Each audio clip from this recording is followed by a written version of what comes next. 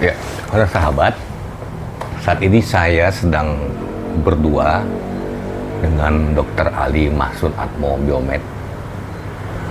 Beliau ini selama bertahun-tahun mendalami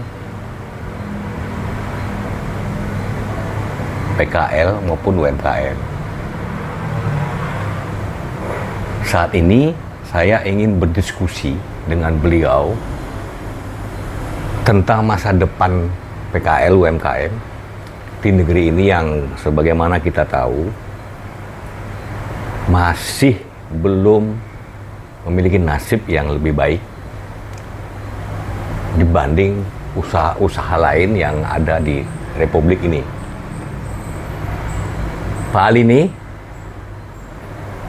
meski dia seorang dokter, spesialis atau dokter ahli bidang ahli kekebalan tubuh, tapi dengan ikhlas dan tulus bertahun-tahun mau menangani, melindungi PKL dan UMKM. Gitu Pak Ali ya? Iya. Kalau saya menyebut beliau ini orang gila karena meninggalkan semua kemewahan ataupun pendapatan yang dihasilkan seorang dokter. Mungkin Anda tahu ya bagaimana seorang dokter pendapatannya, mendapat pujian dan mendapatkan apresiasi dari berbagai pihak, terutama pasiennya. Pak Ali, Ya, Bang. kira-kira kenapa Anda itu mau mendalami, melindungi, atau melihat PKL UMKM? Ada apa sebenarnya? Apa kegelisahan Anda di sini? Ya, terima kasih Bang Ali Akbar Sulaiman. Beliau ini 14 tahun ikhlas juga mendampingi saya, baik waktu itu sebagai pimpinan umum Harian Terbit, hari ini sebagai Pimret ABN News ID, dan salah satu wartawan senior di negeri kita ini. Saya ini banyak pihak yang bertanya kenapa dokter berkenan atau mau terjun langsung mendampingi pedagang kaki lima UMKM di Republik ini.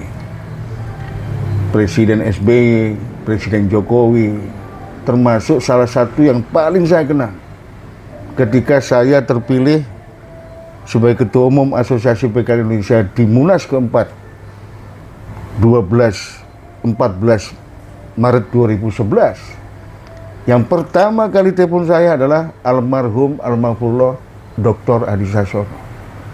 Beliau mengucapkan selamat dan menyampaikan, Mas Ali, sampai satu-satunya dokter di dunia yang mau mendegani tata kelola dan pendampingan kepada pedagang kaki lima. Bang Ali Akbar, saya ini berangkat dari keluarga yang tidak memiliki sebuah hal yang bisa untuk foya-foya atau serba terbatas. Saya dibesarkan di pinggir lor Kali Brantas, pelosok kampung Mojokerto, Jawa Timur, 7 bersaudara, laki semua. Dan sejak kecil kami ini sudah bekerja, Bang Ali Akbar. Saya ini pernah jualan kerupuk solet, tahu solet, jualan layang-layang, kuli bangunan, tukang, setrum aki, bahkan terakhir sampai semester 7 di Fakultas Kedokteran Brawijaya Malang, saya masih Sabtu Minggu nyopir angkutan pedesaan. Ketika tahun 2010, 2009, saya sebagai Wakil Ketua Umum Bidang Politik Barisan Indonesia Barindo didatangi kawan-kawan pejuang pedagang kaki lima. Ini harus segera munas, sudah terlambat dan sebagainya. Saya bilang, saya bantu sepenuhnya. Dan karena keterpanggilan hati karena pernah mengalami sendiri menjadi pedagang kaki lima, pernah mengalami jadi orang miskin. Bang Ali Akbar, orang miskin itu tidak punya cita-cita.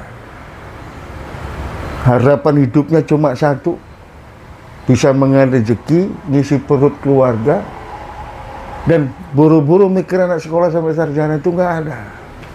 Jadi orang miskin itu hampa harapan dan cita-cita. Karena landasan itulah ketika saya diminta untuk maju sebagai ketua umum, saya bismillah atas nama Tuhan, dan saya anggap amanah ini berasal dari Tuhan Yang Maha Kuasa.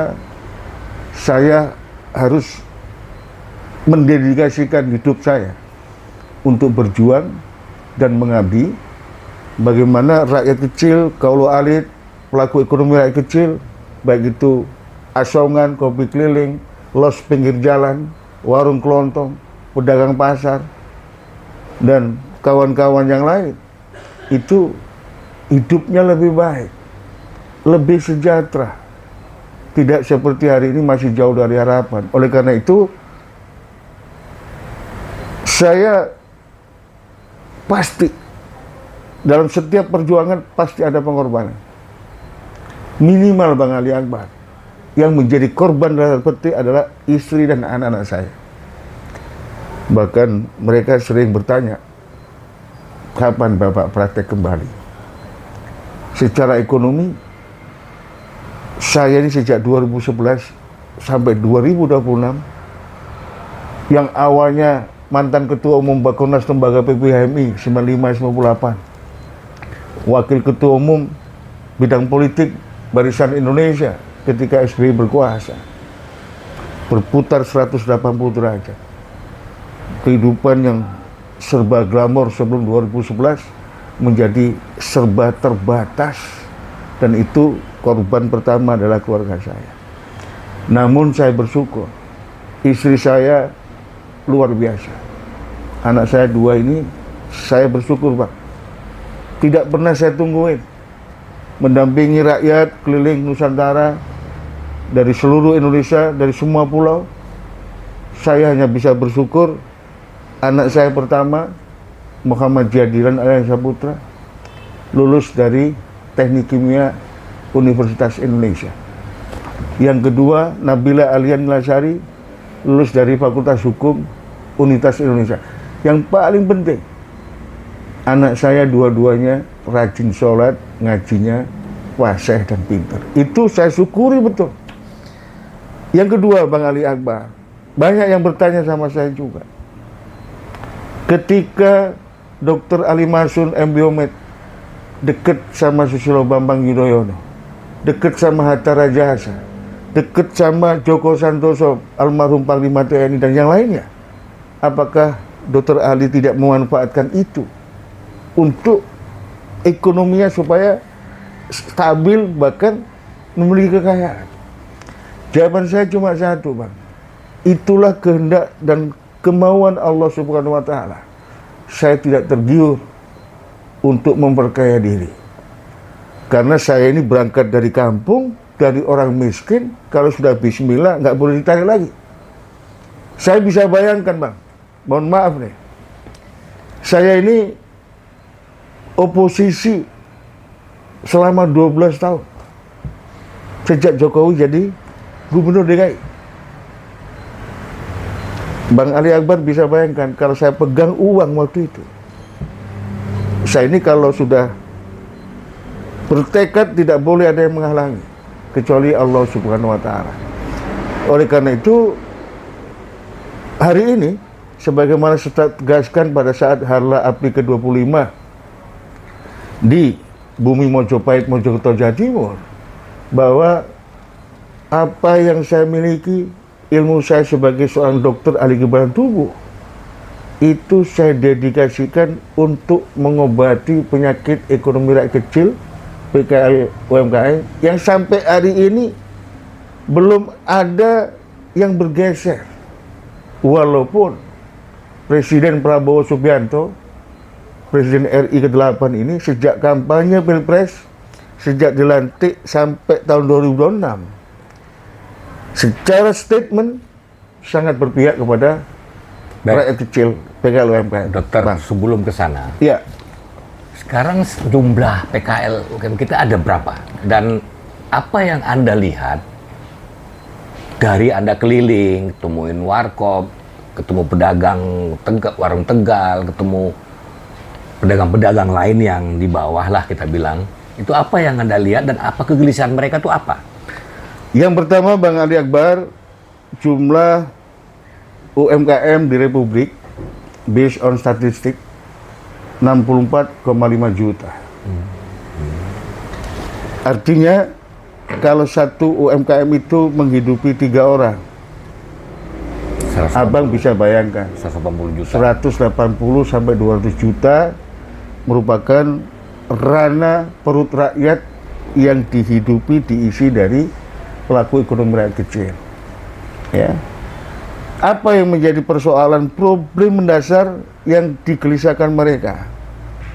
Bang Ali, saya ini udah 14 tahun berjuang di ranah pelaku ekonomi rakyat kecil. Sejak 2011 bulan Maret terpilih jadi ketua umum APRI yang keempat. Ya. Satu, Bang, ekonomi rakyat kecil PKL UMKM di Republik ini belum ada kepastian hukum atas tempat dan lahan usahanya mereka.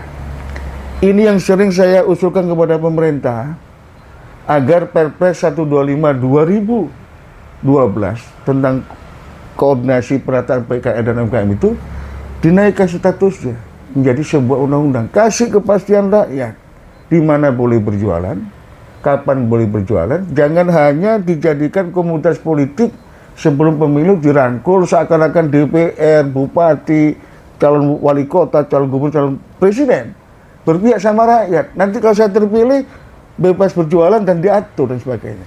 Itu satu. Yang kedua, kapasitas building mereka ini sangat rendah.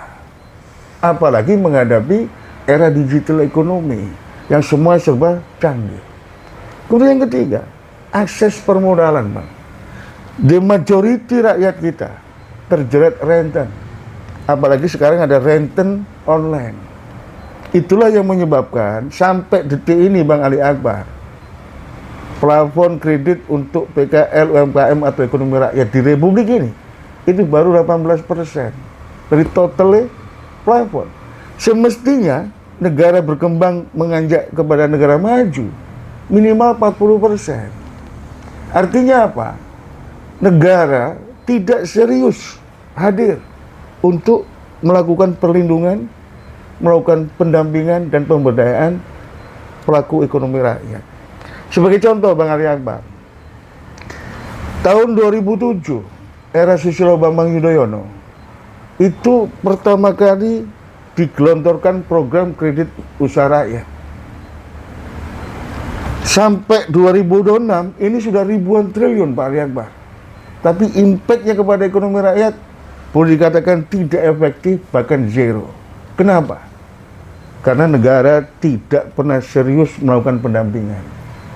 Jadi kita kucurkan kur tanpa pendampingan, itu sama dengan menggarami garam di laut. Jadi kalau mereka dibina, diberdayakan, dimanusiawikan, ini nanti bisa berdampak terhadap ekonomi bangsa.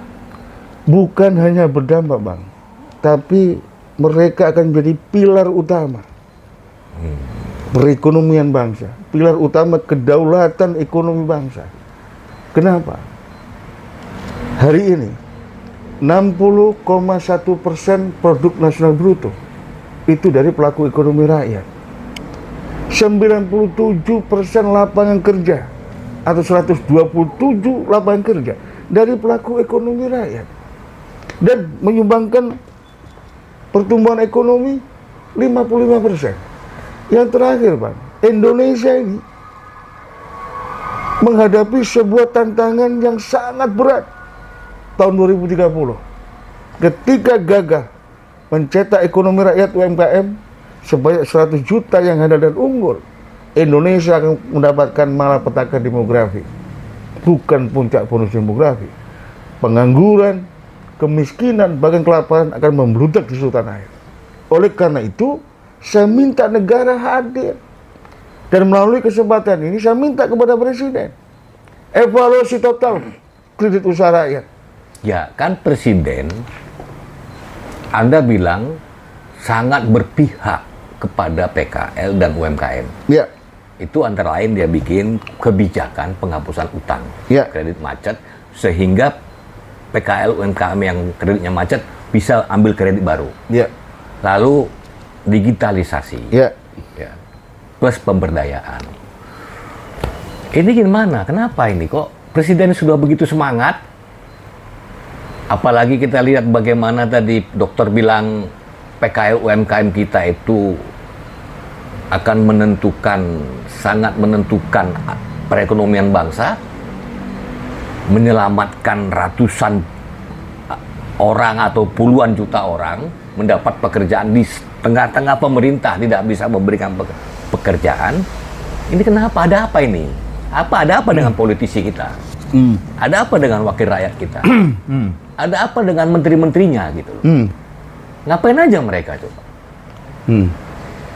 Apa hanya sekedar sudahlah nanti ketika saya nanti mau jadi pejabat saya seperti Anda tadi bilang, saya kampanye aja seakan-akan berpihak kepada UMKM. Ini ada apa Pak Ali? Yang pertama, Bang, saya mengenal Prabowo Subianto dan memberikan dukungan kepada Prabowo Subianto untuk jadi presiden itu sejak tahun 2014. Waktu itu saya resmi mendukung Prabowo Hatta. Saya sudah bicara puluhan tahun. Indonesia ini sangat paradoksal. Negara bangsa yang sangat besar, terkaya, strategis di dunia, tapi mendadak kerdil, miskin, dan harkat martabat bangsanya dilecehkan bangsa lain. Itu satu. Yang kedua, saya bagian dari yang mengkampanyekan Pilpres 2024 dan saya mendengar sendiri statement Presiden Prabowo Subianto. Saya lebih bangga, lebih menghormati, bahkan memuliakan pedagang kaki lima, pedagang bakso, UMKM dibandingkan yang lain karena rezekinya halal. Dan apa yang disampaikan Prabowo Subianto sejak Pilpres dilantik sebagai presiden sampai hari ini ketika ada bencana banjir bandang di Sumatera dan tragedi-tragedi yang lain, selalu menyampaikan sikap tegasnya menghapus kemiskinan, berpihak sama ekonomi rakyat dan yang lainnya. Pak Ali Akbar 15 November 2024 Prabowo membuktikan diri dengan menerbitkan PP 47 2024 menghapus utang 1 juta UMKM. Ya, betul. Ini bukti konkret Prabowo berpihak sama ekonomi rakyat. Pertanyaannya, kenapa sampai 2026 bulan Januari saat ini baru 66.000 dari 1 juta yang dihapus utangnya? Ini menjawab pertanyaan Bang Ali Akbar. Ya. Kemudian Februari, ya, saya sebagai pelaku nih, tanggal 2 Februari malam di salah satu TV swasta, saya sampaikan pelarangan pengecer atau pedagang kaki lima menjual gas melon subsidi 3 kg. Ini bukan soal bermanfaat untuk masyarakat atau tidak bermanfaat, tapi ini tidak sesuai dan bertentangan dengan marwah dan ruh kepemimpinan Presiden Prabowo yang sangat berpihak kepada ekonomi rakyat. Dan waktu itu Bang Ali Akbar, saya minta Presiden untuk mencabut, membatalkan kebijakan pemerintah yang menghapus pengecer yang jumlahnya hampir 1,2 juta di seluruh Indonesia ini. Dan saya bersyukur Presiden sangat responsif, terengginas, besok pagi dibatalkan. Dan saya ucapin terima kasih kepada Presiden Prabowo Subianto. Saya sampaikan fakta ketiga, Bang Ali Akbar. Melalui Purbaya sebagai Menteri Keuangan, Presiden tegas melarang thrifting. Ya. yang jelas-jelas dilarang oleh undang-undang. Tegas akan memberantas mafia impor ilegal, juga akan memberantas mafia impor pakaian murah dari luar negeri. Namun yang terjadi apa, Bang Ali Akbar? Purbaya itu Menteri Keuangan, hanya bisa berada pada sekup bea cukai. Kalau soal bea cukai selesai di Purbaya, tapi barang ini ada di kementerian lain. Kenapa Mendak diam? Kenapa Menperin diam? Bahkan Menteri UMKM itu mendukung thrifting. Ini kan problem. Kemudian yang ketiga, Bang Ali Akbar, jelas Menteri UMKM dipanggil Presiden atas laporan dari Menteri Purbaya, kur di bawah 100 juta tanpa agunan. Bahkan Purbaya mengancam kepada Mbak Gimbara akan diberikan sanksi. Saya juga masih ingat ketika PKL ST dihina oleh salah satu staf khusus Presiden. Saya teriak, minta dicopot sama Presiden.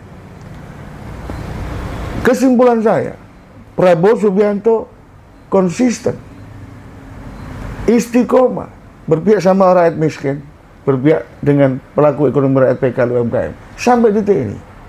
Namun Bang Ali Akbar, ini tajam di ranah Presiden, tapi tumpul dan tidak berjalan di bawah. Pertanyaannya adalah, apa yang terjadi di Republik ini?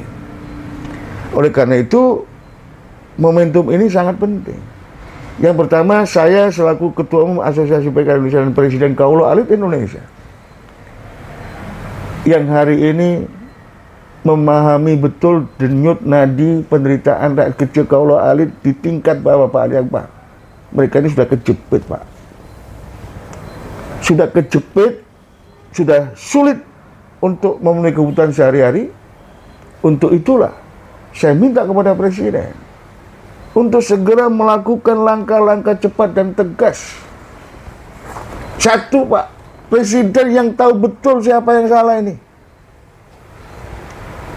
Bang Ali tadi bilang, apakah menterinya salah? Itu Presiden yang tahu. Kalau saya sebagai Ketua Asosiasi PKL Indonesia, soal komitmen pemerintah kepada rakyat miskin, rakyat kecil, PKL UMKM, sangat tajam di atas, Pak.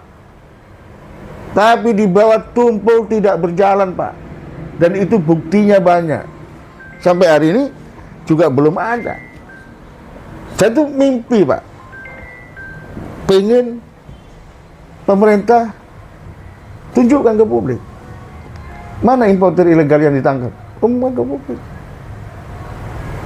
Bagaimana keberlanjutan daripada PP 47 2024?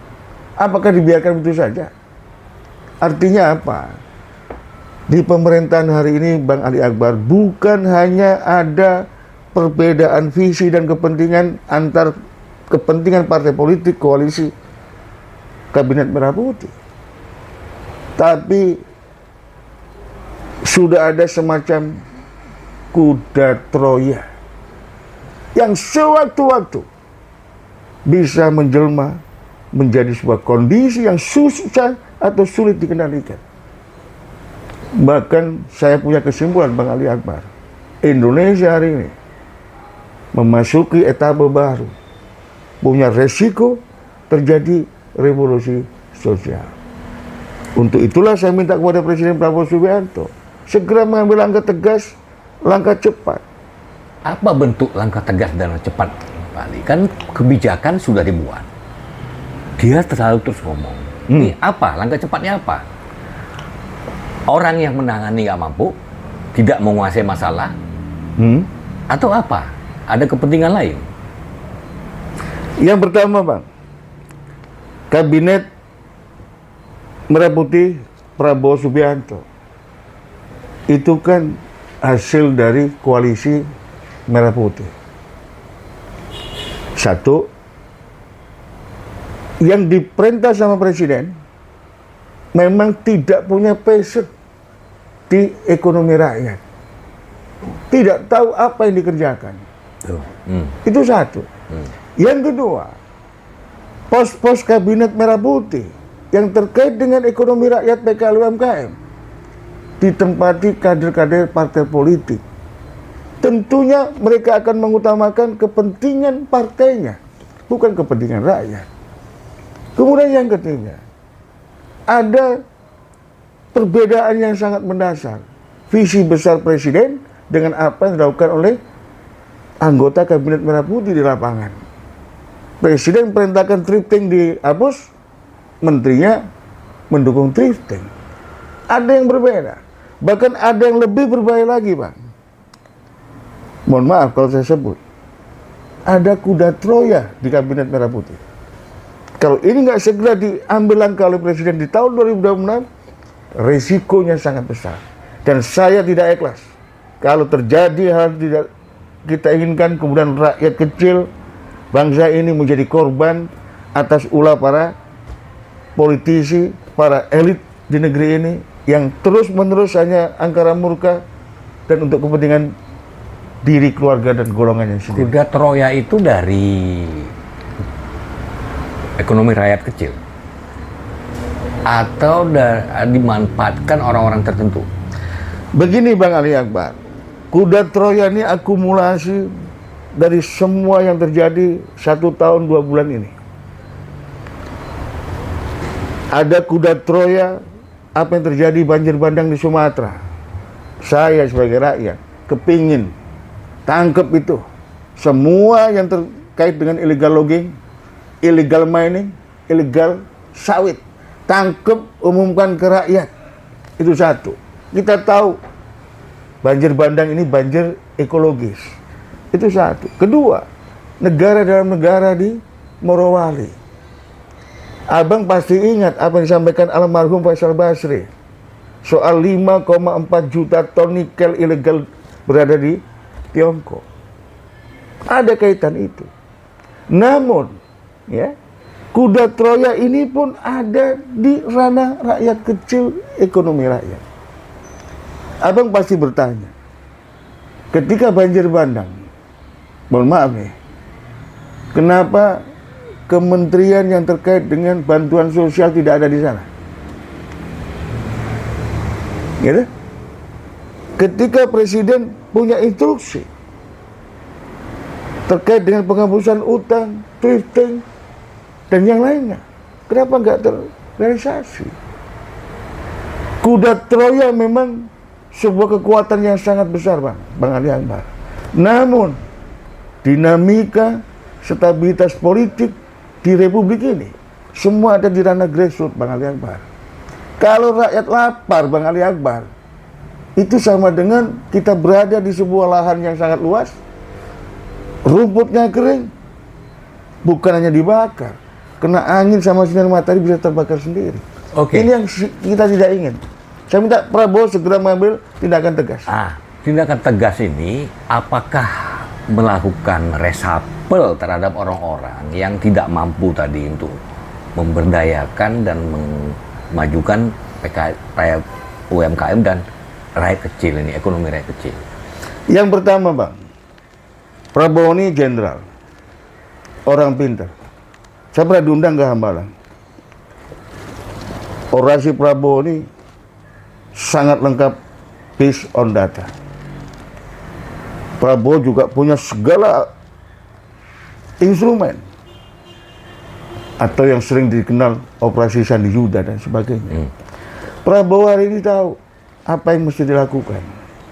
Oleh karena itu, saya minta kepada Prabowo, tertibkan itu ketua-ketua partai politik yang hari ini ada di pemerintahan. Jangan melakukan langkah-langkah yang membuat rakyat marah. Mohon maaf, nenteng beras difoto, dicitrakan itu rakyat marah. Listrik 90% hidup, rakyat juga marah. Kemudian yang lainnya. Oleh karena itu saya minta satu, Presiden segera menetapkan ketua umum partai politik yang hari ini di tengah penderitaan rakyat, banjir bandang, rakyat semakin susah, cuaca tidak menentu. Yang dibicarakan hanya 2029. Bagi saya konyol ini. Republik. Rakyat menderita, sudah bicara 2009 Pilpres, Pileg. Bagi kami, rakyat kecil, tidak penting itu pilkada. Yang penting perut rakyat terisi, Bang. Ekonomi rakyat bisa berkembang dan unggul. Ya. Oleh karena itu, yang kedua, lo kalau memang perintah nggak dijalankan, seperti saya ketua umum nih, ada wakil ketua umum nggak menjalankan perintah saya, ya saya pecat, Bang. Bukan sekedar diganti, dipecat dengan tidak hormat. Kenapa? Karena ini sudah menyangkut marwah kepemimpinan, sudah menyangkut harkat martabat dan masa depan bangsa dan negeri ini. Begitu Bang Ali Akbar. Oke Pak Ali, soal PKL, Ya.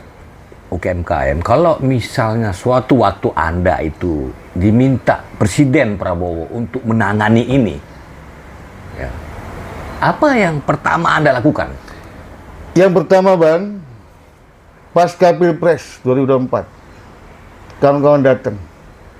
Ya, Pak Dokter, perjuangan pengabdian sudah panjang, mendalam. Bekal lebih dari cukup. Pak Dokter harusnya duduk di kabinet merah putih. Saya bilang sama mereka, saya punya prinsip hidup. Orang Jawa bilang, ojo ngerpo-ngerpo, ojo minta-minta, ojo nyonyol-nyonyol ke awak. Nundurkan Ya, diri. nek diceluk teko, kalau dipanggil Prabowo saya pasti datang. Nek dikasih amanah lakonono sing apik.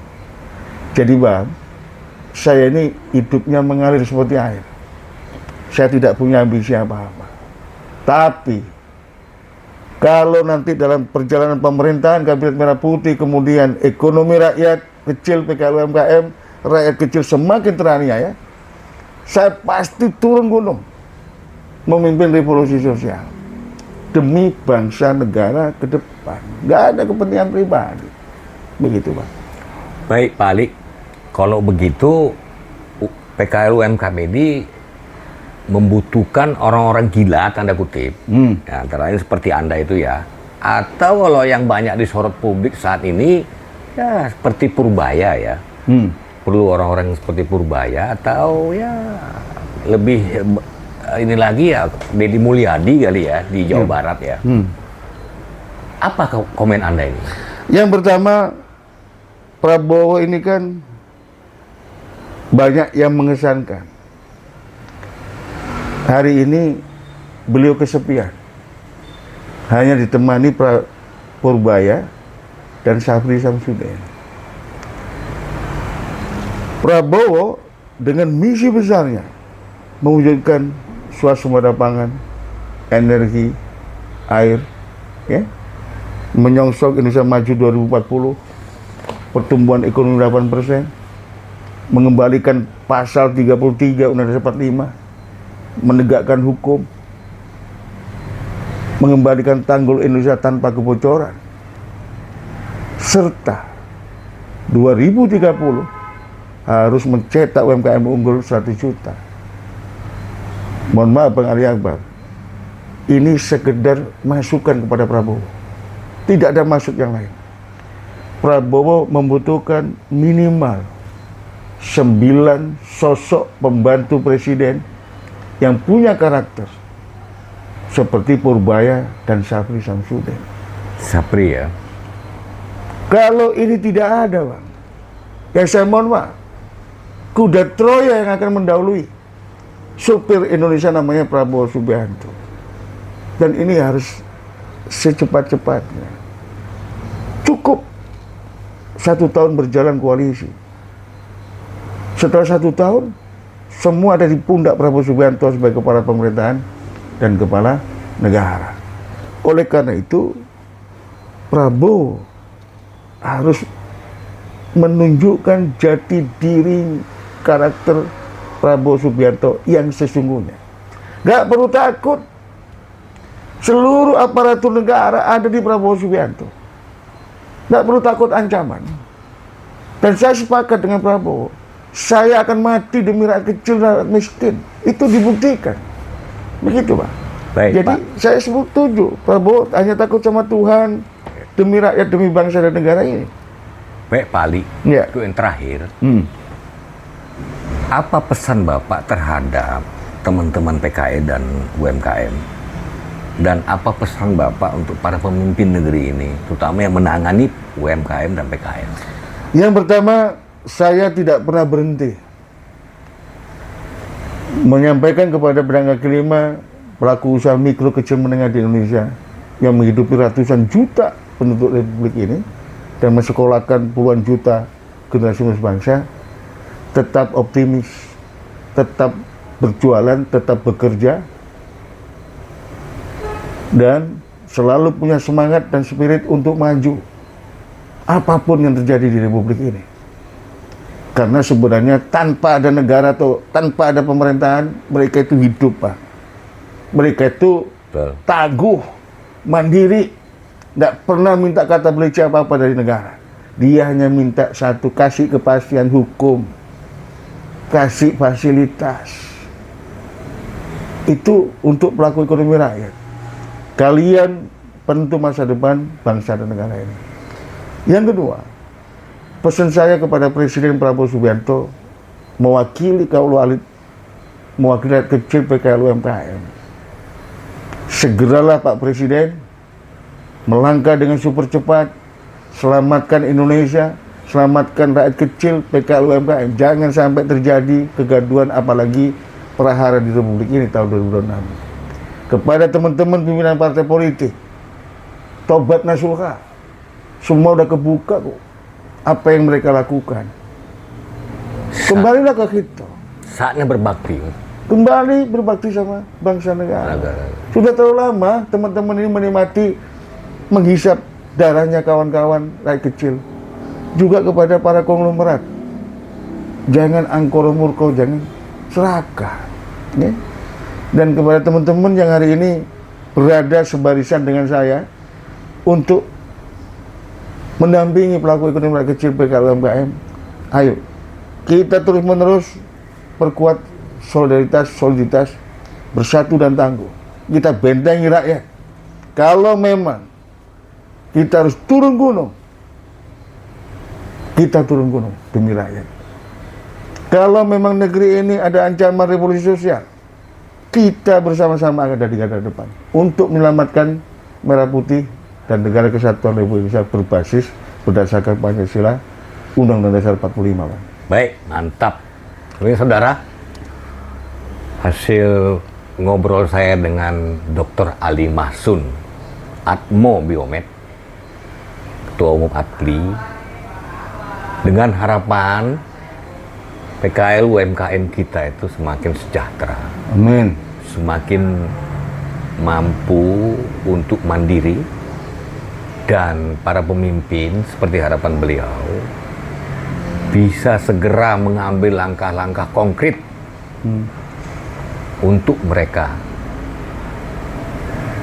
Dan tentu diperlukan 9 sosok, kata Dr. Ali tadi, agar UMKM ini dan PKL ini lebih baik hidupnya dan lebih terjamin masa depannya. Terima kasih. Assalamualaikum warahmatullahi wabarakatuh. Waalaikumsalam warahmatullahi wabarakatuh. Merdeka! Merdeka. Merdeka! Merdeka. Merdeka! Merdeka.